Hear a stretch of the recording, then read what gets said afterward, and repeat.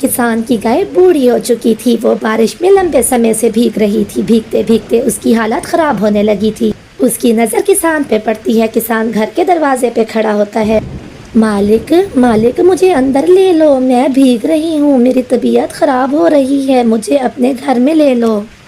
किसान अपने दरवाजे से गाय की तरफ आने लगता है। किसान को आता देख के गाय खुश हो जाती है। मेरा मालिक इतना भी बुरा नहीं है, देखो तो मुझे भीगता देख के किसान आ रहा है, वो मुझे घर में ले लेगा। तुझे पालना मेरे लिए अब एक बोझ ही है। तू तो अब दूध भी बहुत कम देती है। तेरा चारा और तेरा खर्चा ज्यादा है और दूध कम है तेरा। ऐसा ना कहें मालिक, मैंने भी तो बहुत दूध दिया है आपको। अब मैं बूढ़ी हो गई हूँ, आप तो जानते हैं कि मैं बूढ़ी हो गई हूँ। अब मैं ज़्यादा दूध नहीं दे सकती मेरे मालिक। लेकिन मैं भी मजबूर हूँ। अब हर चीज़ महंगी आती है, चारा भी महंगा आता है, महंगाई का दौर है। अब मुझे तू वारे नहीं आती, कल सुबह तुझे मैं बेच दूंगा। इतना कह के किसान अपने घर में वापस लौट जाता है। मैंने अपने दूध से इस किसान के सारे बच्चे पाले हैं और अब देखो ये मुझे बेचने जा रहा है। नहीं नहीं, ऐसा नहीं हो सकता। ये मुझे किसाई को बेच देगा और फिर किसाई मुझे काट बेचेगा। मैं बिकने नहीं लगी, मैं जंगल जाऊंगी। बारिश रुकते ही मैं चली जाऊंगी। सुबह हो जाती है, बारिश भी रुक जाती है। गाय अपना रास्ता तोड़वा के भाग जाती है। वो बहुत दूर भागती है। भागते भागते वो घने जंगल में निकल जाती है। भागते भागते उसको एक बड़ा कांटा चुभ जाता है और गाय फिसल के गिर जाती है। वो करहाने लगती है और रोने लगती है। अब उसके पास अपनी मौत का इंतजार करने के सिवा और कोई रास्ता ना था।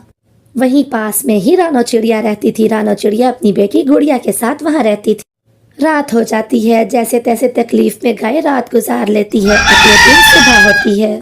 मम्मा, मेरी सहेलियों के पास बहुत सा मेकअप है और बहुत से नए कपड़े भी हैं, मेरे पास तो कुछ भी नहीं है। बेटी, उनके बाबा जिंदा हैं, उनको हर तरह की चीजें ला के दे सकते हैं, लेकिन मैं कहाँ से पूरी करूँ ये चीजें। चलो अब भोजन के लिए चलते हैं। रानो चिड़िया और गुड़िया भोजन लाने के लिए जंगल उड़ जाती हैं। उन्हें गाय की आवाज़ आती है और फिर गाय दिखाई देती है। रानो चिड़िया तो बिना कुछ सोचे ही गाय के पास आ जाती है। मेरे पैर में कांटा लगा है, मेरा कांटा निकालो, मैं भूखी हूँ, मुझे चारा दो। प्यारी गाय, आप चिंता ना करें, मैं आपका कांटा अभी निकाल देती हूँ और फिर मैं आपको चारा भी ला दूंगी। फिर रानो चिड़िया उसका कांटा निकाल देती है। मेरा दर्द अब खत्म हो गया है। प्यारी गाय, आपका घर कहाँ है? आप कहाँ से आई हैं? आए, मैं आपको घर छोड़ देती हूँ। मेरा घर? मेरा तो कोई घर नहीं है। मैं किसान के घर रहती थी, लेकिन उसने मुझे बेचना चाहा। उसने मुझे किसाई से बेचना चाहा। मैं तुरंत ही वहाँ से निकल आई, मैं भाग आई। मम्मा, क्यों ना हम इस प्यारी सी गाय को अपने घर ले चलें, हम इसका ख्याल रखें। हाँ प्यारी गाय, आप हमारे साथ हमारे घर चलें। मैं आपको चारा दिया करूँगी, पानी भी ला के दिया करूँगी।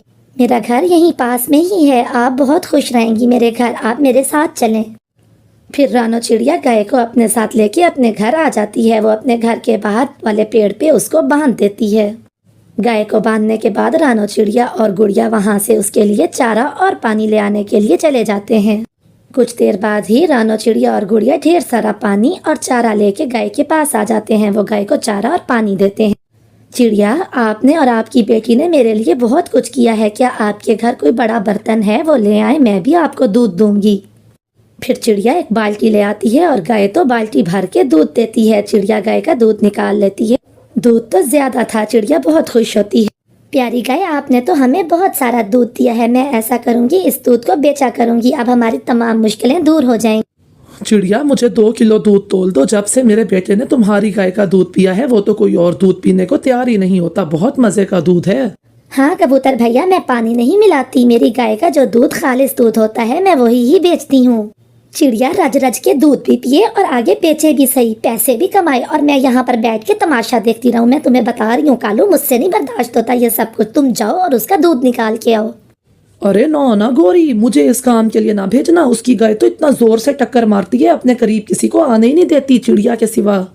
तो फिर ध्यान से सुनो मेरी बात। मेरे पास एक आइडिया है। हम ऐसा करते हैं, बहुत सारा खाने का सामान लेके जाते हैं उस गाय के पास, और फिर जब वो खाना लगेगी तो हम पीछे से दूध निकाल लेंगे। हाँ, ये अच्छा आइडिया है। चलो फिर हम वक्त ज़ाय किए बिना ही अभी चलते हैं गाय के पास। फिर वो दोनों बहुत सा भोजन लेके गाय के पास आ जाते हैं। प्यारी गाय, हम ये सब कुछ आपके लिए लाए हैं, देखो तो फ्रूट और मिठाई। कवो तुम तो बहुत अच्छे हो, तुम बहुत अच्छे कवे हो।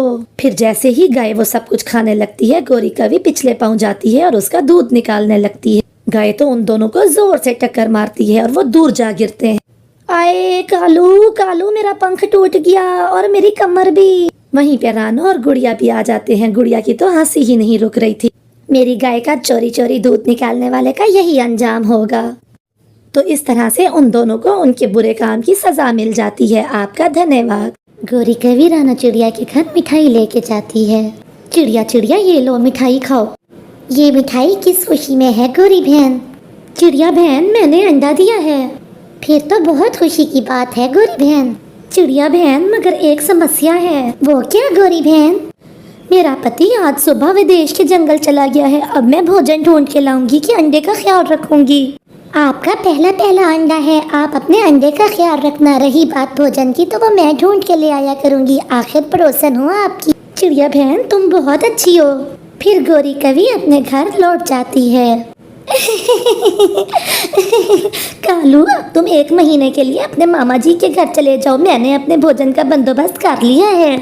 अगर किसी को पता चल गया कि ये अंडा असली नहीं है बल्कि प्लास्टिक का है, तो सब पक्षी मिलके तुम्हें बहुत मारेंगे। तुम मेरी चिंता ना करो, मैं सब संभाल लूंगी। अब तुम चिड़िया से छुप के जाना, क्योंकि मैंने उसे कहा है कि तुम विदेश गए हो। फिर कालू कौवा अपने मामा जी के घर चला जाता है। चिड़िया बहन, अब बस भी करो, इतना सारा दाना तुम क्या करोगी? मुझे गोरी के लिए भी दाना लेके जाना है, क्योंकि उसने आज अंडा दिया है और मैंने उससे कहा है कि वो अपने अंडे की रक्षा करे। भोजन मैं उसे ला के दिया करूंगी। अगर ऐसी बात है तो मुझे भी गोरी की मदद करनी चाहिए। फिर चिड़िया गोरी के पास चली जाती है। ये लो गोरी, भोजन खा लो, आज सूखा दाना ही मिला है। वो तो ठीक है चिड़िया, लेकिन आज मेरा मीठा मीठा फल खाने का दिल कर रहा था।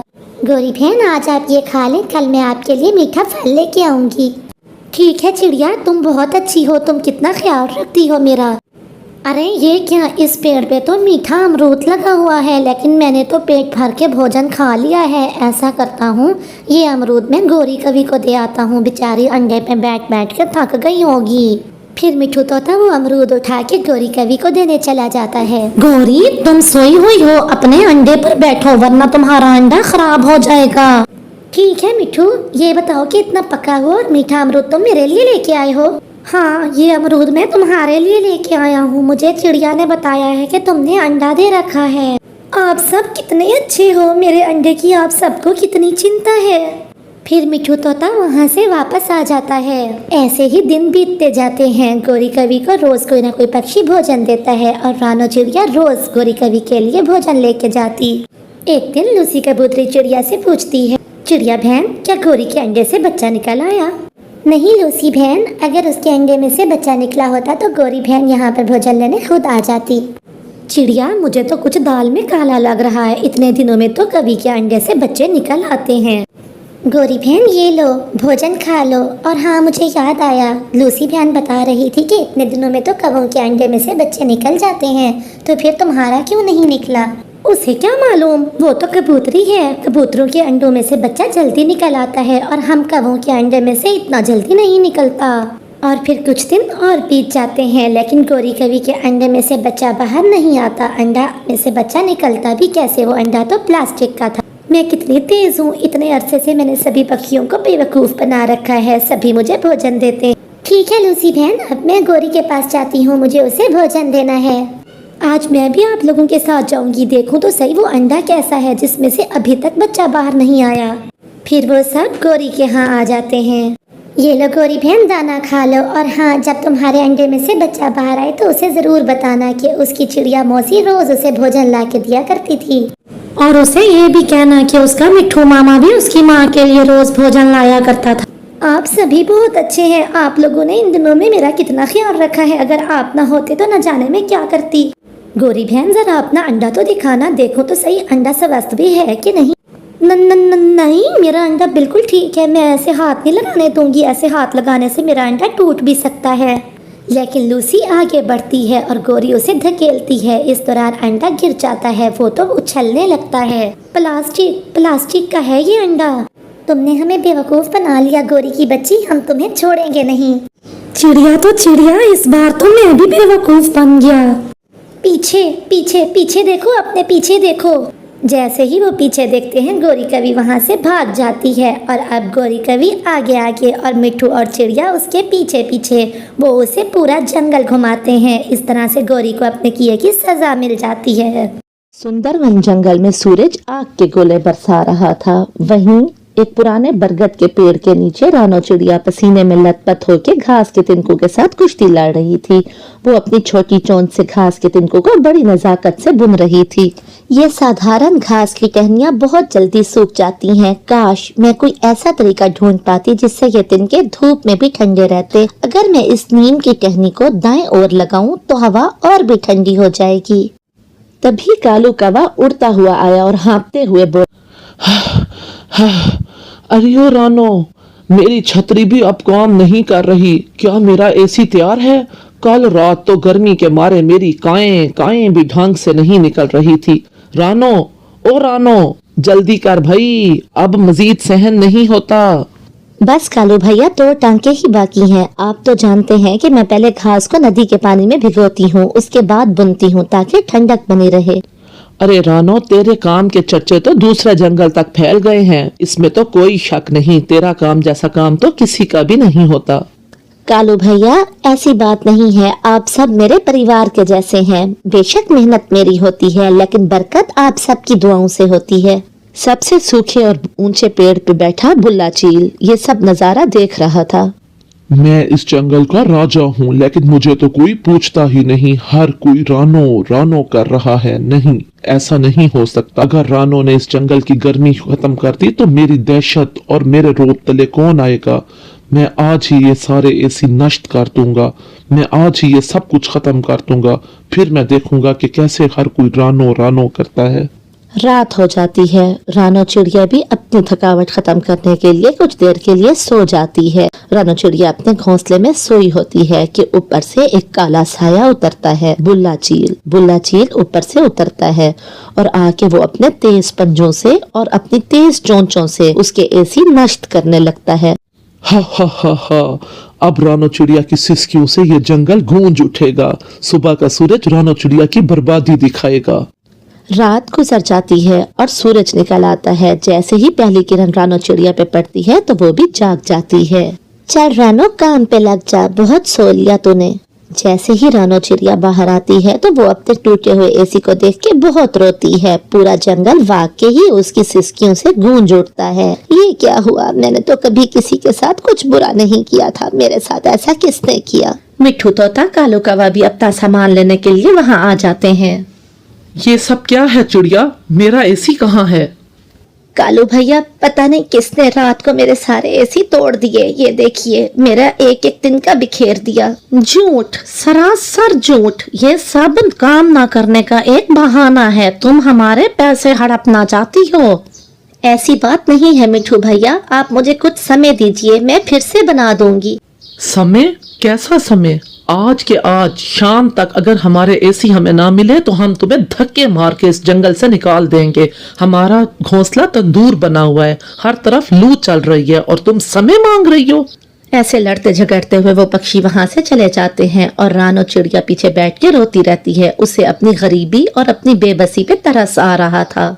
वहीं तेज हवा चलती है और फिर एक खूबसूरत सी सुंदर सी परी प्रकट होती है। रो मत चिड़िया, तुम्हारे आंसू हीरे के जैसे कीमती हैं। आप कौन हैं दीदी? क्या आप जानती हैं कि मैं बेकसूर हूँ? हाँ, मैं सब जानती हूँ। मैंने बुल्ला की बदमाशी भी देखी और बाकी के पक्षियों का दिल भी देख लिया। तुम बिल्कुल मत रो, मैं तुम्हें जादुई घास देती हूँ।